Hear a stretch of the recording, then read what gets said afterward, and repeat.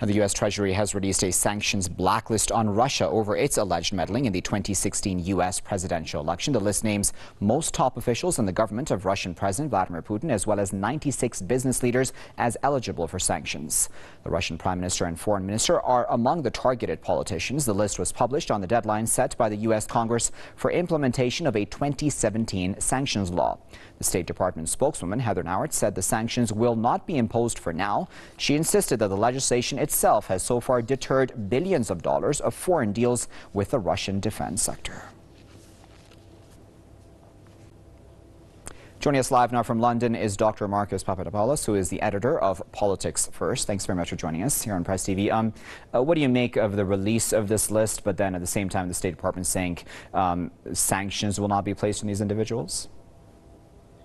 Well, the case against Russia of it having interfered in the American presidential elections in 2016 has not been successfully proven by either the American government or any other American agency.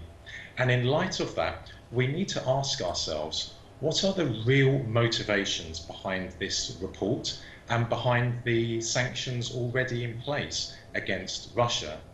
And it is my assertion that the real reason for this report, the real reason for existing sanctions on Russia, is due to Russia being a very resurgent power on the international stage. Moscow, especially in the last few years, is projecting a considerable amount of influence and power around the world, notably in the Middle East and North Africa, but also in other places such as Latin America and Southeast Asia.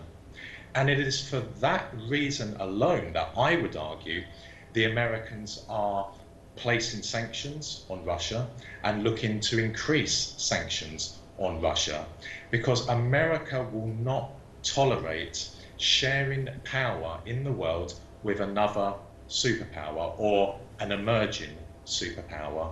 And so the American policymakers understand that if they target the Russian economy, target Russian business people, they will weaken Russia at home.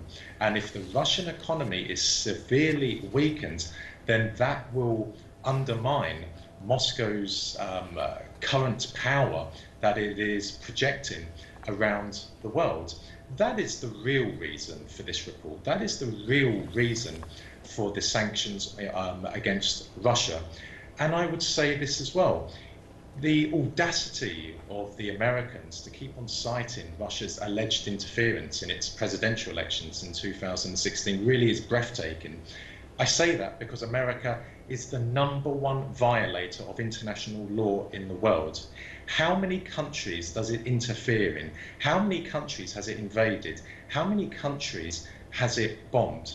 We can go back to the 1996 presidential elections in Russia when the Clinton administration at that time was openly supporting Boris Yeltsin against the communist candidate Gennady Zyuganov, and American PR firms were open in saying they are dispatching to Russia some of their most high-profile election strategists to ensure the victory of Boris Yeltsin against the communists. That was a blatant act of interference in Russian internal affairs. So quite frankly, the Americans haven't got a moral leg to stand on when they say that Russia has interfered in their presidential elections. America has severely undermined international law, the UN Charter, and they have destroyed the sanctity of internationally recognized borders. And I will say this as well, I will always be candid in interviews. If Russia did interfere in the American presidential elections in 2016,